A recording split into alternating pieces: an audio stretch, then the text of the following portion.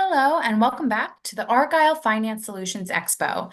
My name is Brittany Sullivan with Argyle, and it's great to have everyone joining us today. A couple of notes before I turn things over to our esteemed speaker. First, a quick reminder to stop by our sponsors' virtual booths at any time during today's event and for the following week. Our partners are committed to providing you with valuable content and a great overall experience. At any time during today's event, you can visit their virtual booth from the main agenda page, which includes complimentary materials, information, and meet and greet opportunities. To ask questions throughout the session, simply type into the Q&A chat, and we will address your questions at the end of the session. Now, without further delay, I would like to introduce our speaker, Guita Sharifi, Chief Financial Officer at Lifelong Learning Administration Corporation. We are excited to have Geeta with us for a keynote titled SMB Growth Despite Disruption. Welcome, Geeta, and over to you. Thank you, Brittany, and hello, audience. I wish I could see you face to face, but we're in the virtual world, and I like to discuss today about the SMB growth despite disruption. So I'm sure most of you had disruption during COVID, but we're not talking about COVID. Every day things change. It's about where and how we can reallocate resources in order to be successful despite any disruption. So I'd like to walk you through a couple of slides and give you some pointers. We don't have a lot of time, so I'm not going to deep dive into everything, but we'll discuss and touch on the items that I think are important for you to know.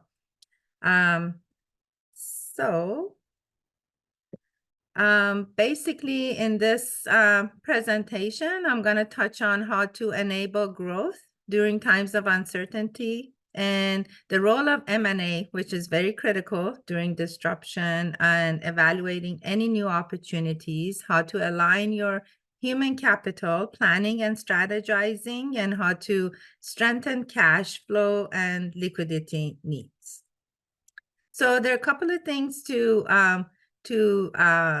basically pay attention to for how to enable growth during the uncertainties, which, you basically, I would use that as an opportunity. And you want to make sure that your CEO and your top management adopt a growth mindset, and then also position to thrive under disruption. And what I mean by that is to challenge your team and your management and your line staff to be in a blue ocean area. And I will touch on that today, later on. Evaluate your customers, because sometimes customers can change and it might impact how you make decisions. I manage a very large network of charter schools. They're nonprofit. We served over 67,000 students last year. We had graduates through COVID. We took opportunities. We saw opportunities at that time that might come in the future. As you all know, economy is kind of volatile due to all the disruptions in the Red Sea, and the ship navigations are disrupted, right? So all of that in the world around us impacts our decision and maybe our company. So with that, sometimes customers change, your focus might change. So for us, for example, because we're managing public schools, sometimes we pivot toward our customer being our students. Sometimes we pivot toward our customers being our parents. So that can change. So you want to evaluate that on a regular basis. And then what is your intent? If you want to grow during uncertainties, how do you want to grow? You want to grow vertically, stay within the same industry, or you want to grow horizontally, expand into new areas? Maybe you saw some opportunities. Maybe, sometimes I say, within an organization, you have farmers and then you have inventors. So what are your inventors seeing, the visionaries? Are there new areas that you could possibly tap into? And then focus on long term. Yes, you need to look at short term just to be sustaining your organization, but you want to look at it long term, what you want to do. And then next step, definitely align your team and strategize and plan. So the first thing which is really critical is to strengthening your cash flow and your liquidity needs. And how do you do that? And these are, I can deep dive in every one of these buckets, but you definitely want to improve your cash flow forecasting. In the past, as a finance person, I think we've come a long way with the AI. We used to have cash flows after the fact, and really, it wasn't it was important, but it wasn't something that leadership looked at it on a very regular basis. So improving your cash flow forecasting and also having data available, daily if somebody wants to make a decision is important, so you can plan ahead, and then plan scenarios. Definitely have someone in your team who's a data expert. I know you probably have technology, but finance definitely needs people that know technology such as Power BI or good Excel knowledge and understanding AI, so they see opportunities and fill the gaps with AI, so you can have less errors and less interruptions as far as decision making. And then also identify risk, improve your to monitor your cash on hand, improve inventory management, and also you can delay cash outflows strategies to improve your cash, because it all goes back to how much cash you have and how much money you put aside in order to make investment or do research and development. So it's really important to take a look at your cash outflow. So for example, we work with group purchasing organizations. So I'm not sure if you guys are aware, but there are some really large group purchasing organizations out there. I did set up a procurement department 4 years ago in my current organization. And with that, we have some contracts with some really large group purchasing organizations. So what they do is they contract really good deals with some vendors, and they mostly have anyone you can think of in that list. And with that, then the prices are negotiated. You don't pay anything; it's free for the organization. But for example, CDW is someone we use a lot. It's a vendor for our computers and other vendors as well, Microsoft and others. But they have really good prices. Basically, we get over 30 to 40% discount, more than what we can get if we say we're in the education industry. So we have Amazon, for example, that we use, and we make a lot of purchases. And what we identified recently was let's look at our terms, net pay terms, and see if we can improve those a little bit. So we used to have net 30, we increased it to net 60 with Amazon. Now we're at net 90. So just imagine how that can improve your cash overall if you're working with a large budget. Our budget is a little bit over $500 million. So it makes a huge difference. And then the role of M&A and evaluating any new opportunities, it's really critical also. We know currently the global geopolitical environment impacts M&A. So use that as an opportunity. Do some kind of analysis. Monetary policies are also important. I don't know if any of you heard Fed yesterday maintain the rate. They didn't increase the rate, but they really still looking at wanting to get a greater confidence on inflation. So they think inflation is cooling down to 2%. But that could really well, motivate people to shape M&A and look at opportunities out there for their organization.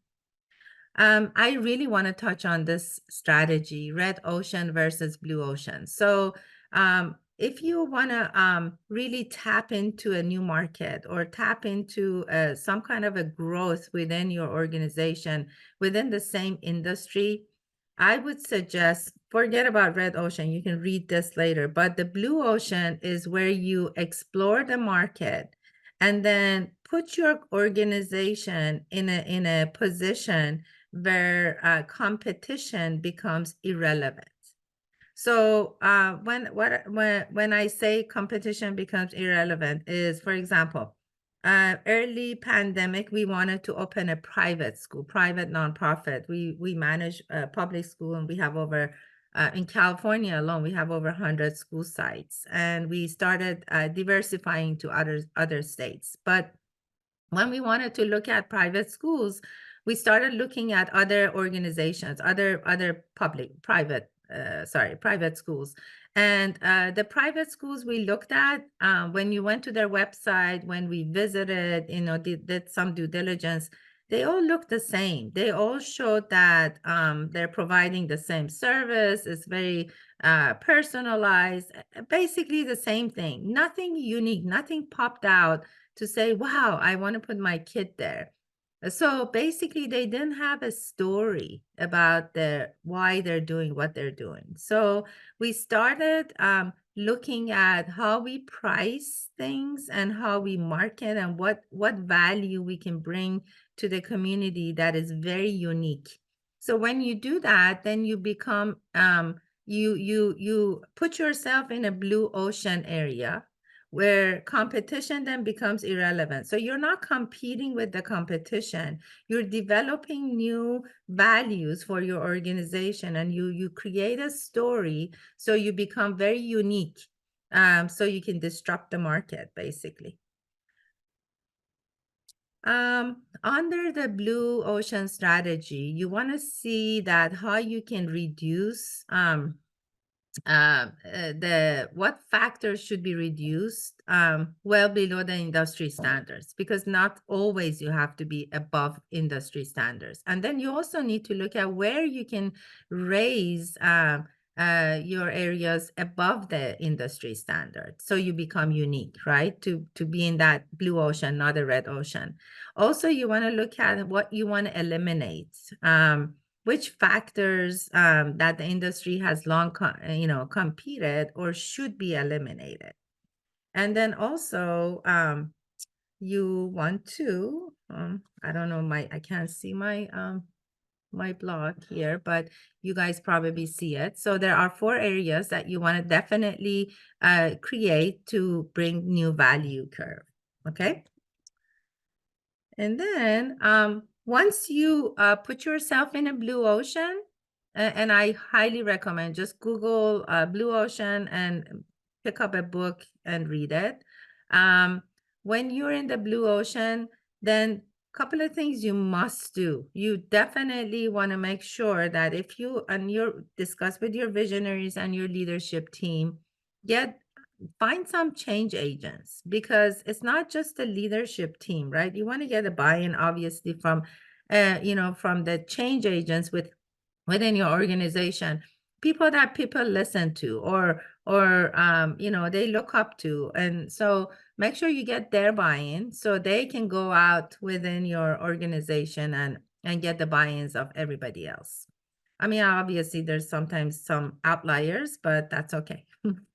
And then 100% do a feasibility analysis. If you don't have the expertise within your organization, please go hire someone that is expert in your industry to do a feasibility analysis, because that impacts where you're going to grow, what location, maybe what state, if you're going nationwide, and all the details. Where are your clients, that you want to grow in and serve them.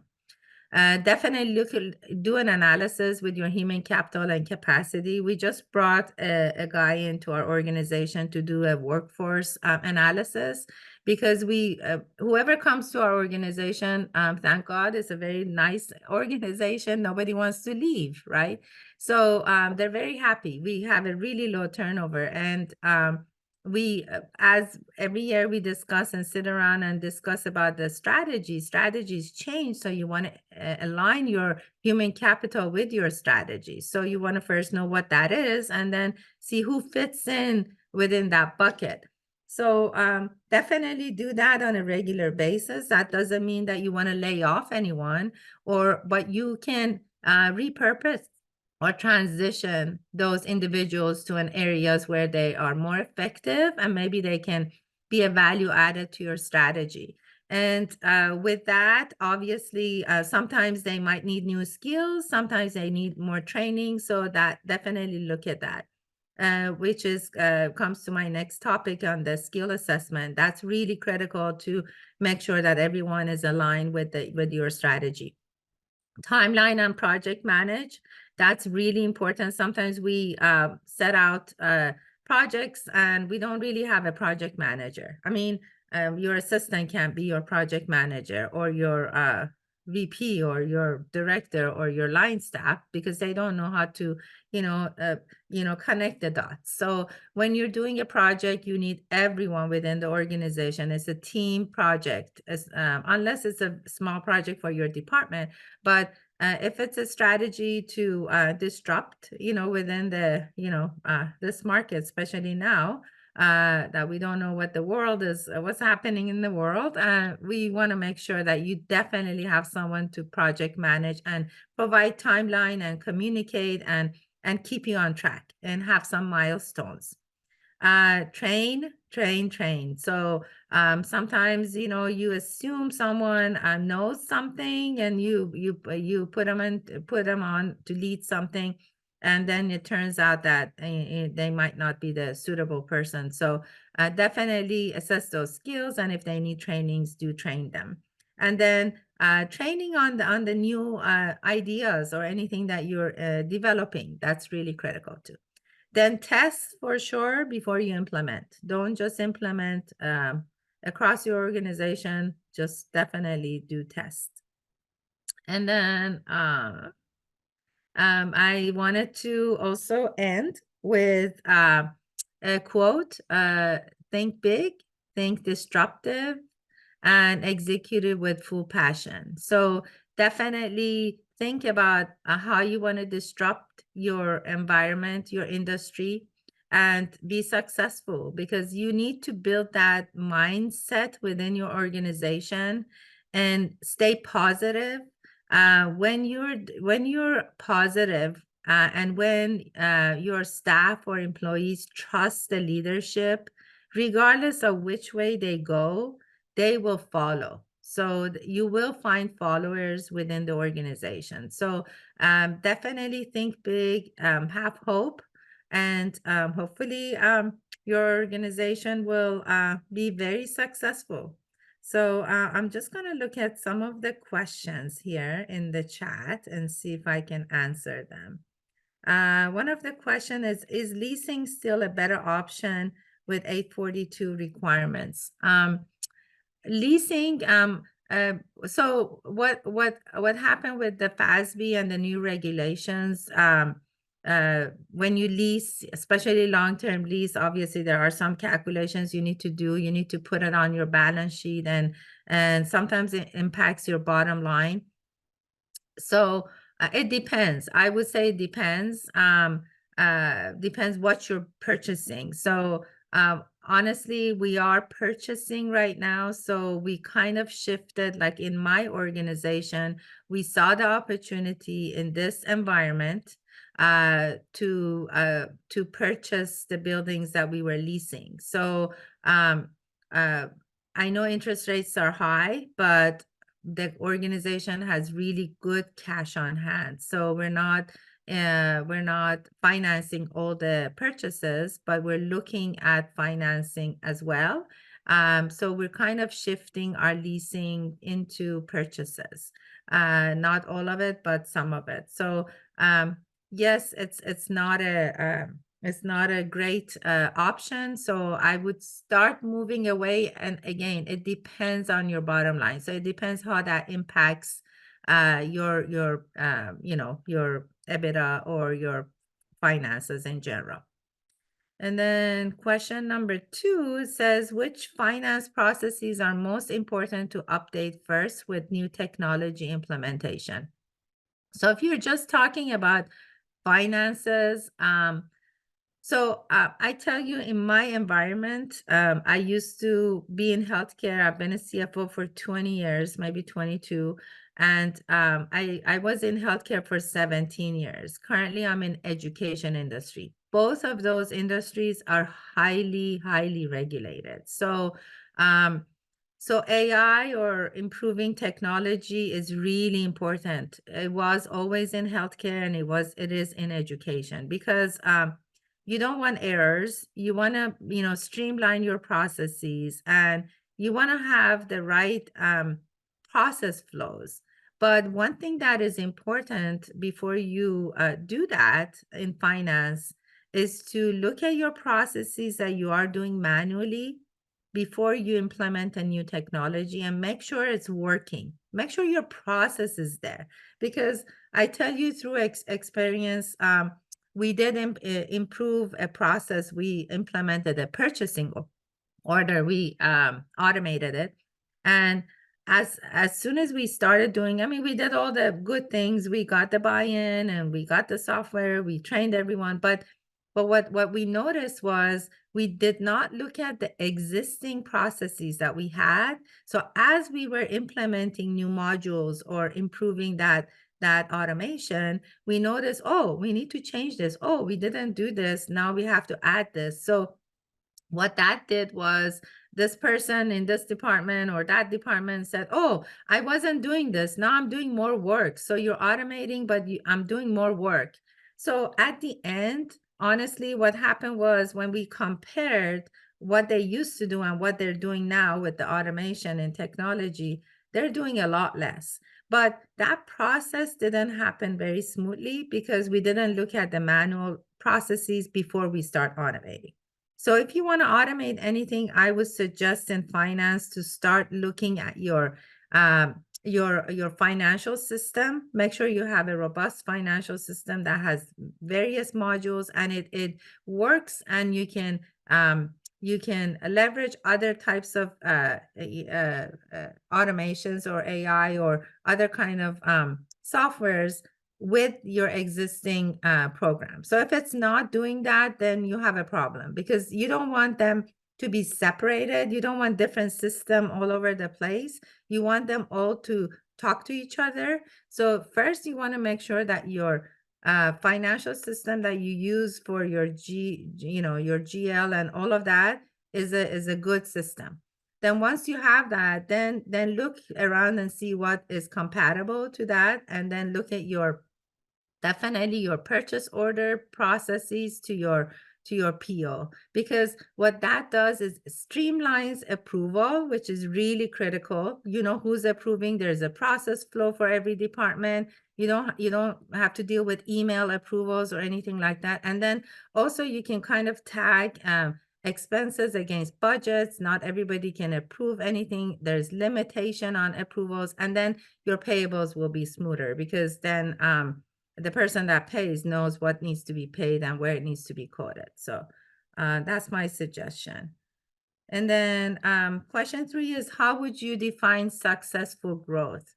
I define successful growth if everybody's happy, honestly, within the organization. And I don't like I don't like an organization that is just sustaining itself, and there's issues always with their cash, or there's problems in the finances. You want to have a healthy financial situation at all the time, all the time. And then if you have a healthy financial, then you can then look at growth and investment. And then also, another thing that I think defines success is that having visionaries, but then you need to have a leader that can prioritize things. So you can't do everything, but you need people that can sometimes say no, and then prioritize, and then really focus on your planning and your strategy, so you can successfully implement your new ideas. And then what role will with FNA and scenario planning play this year?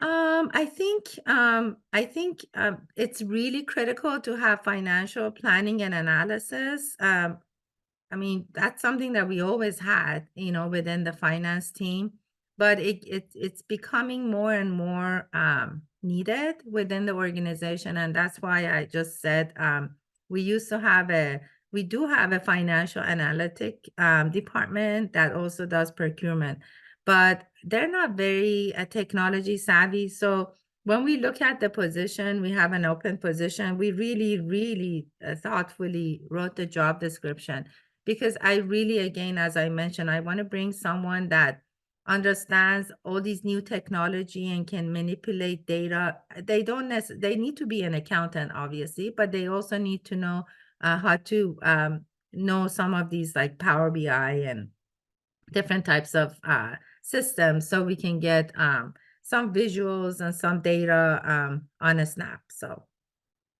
And then AI is obviously growing in importance. So how can this be utilized to improve traditional operations? AI is really big. What I did for finance, I had everyone, not just leadership or middle management, every single person in my department. I have about 65 in finance. Every single one were trained in chat GPT, for example. Some of us have a little bit higher access, and there are some other softwares that we all got training, and it is very helpful.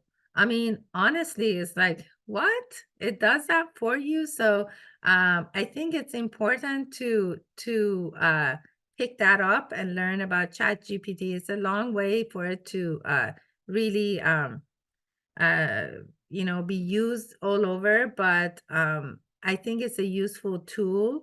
And there are some softwares or AIs that you could use that incorporate chat GPT. So for example, we have some softwares we use that we feed in our financials into it.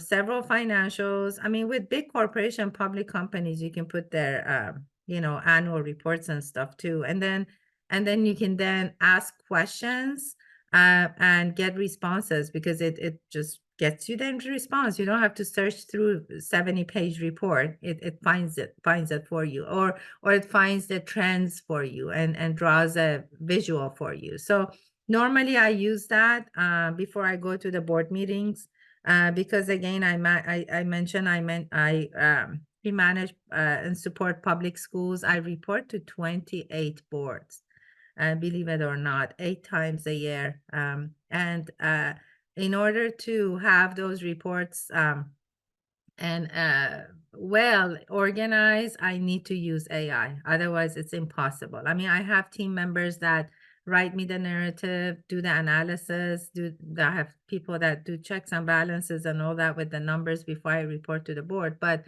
I like to do my own digging and getting some important facts from the big report, and then pull it out and report to the board. So I use AI for that. And then how have you seen the finance talent landscape evolve over the past year, and what should we expect this year? I think I mean, again, it depends on your industry, it depends on your what you do, and if you are growing. I mean, this topic today is about growth, right? So you want to make sure that you have the right talent within your team that aligns with your strategy. And then that's how you look at your infrastructure, how you plan for your infrastructure for the next year. So for example, for us, we are on a fiscal year. So 7/1 through June 30th is our fiscal year. So what we do is, normally right now we're looking at we brought a consultant to do a workforce analysis, and they're looking at FTEs and market trends and how we compare to the other industry and education industry as well. And then looking at the trends and looking at promotions and looking at how many people we have as far as that are that have supervisors, and because all of that makes a big difference. You don't want to have ton of positions within your organization. You want to kind of narrow down. You need to have divisions, but you need to have small divisions, and you need to have one lead to manage it. If you have too many positions, it gets really too confusing to really look at those milestones and make sure there's accountability. So again, it depends on your industry and what you are planning to do. So I'm gonna turn it now back to Brittany, and if you guys have any questions, again, you can always reach me. Thank you so much, Brittany. Thank you again, Geeta, for such an incredible keynote. I also want to thank everyone else for joining us today. This session, along with all of today's content, will be made available on demand following the event. For those of you who earned CPE earned points throughout today's event, an Argyle team member will be following up with the winners in the next couple of weeks. This does officially conclude the Argyle Finance Expo, so thank you again for joining us today and engaging in our content. We look forward to seeing you at our next Argyle Digital Finance event soon. Have a great rest of your day. Thank you.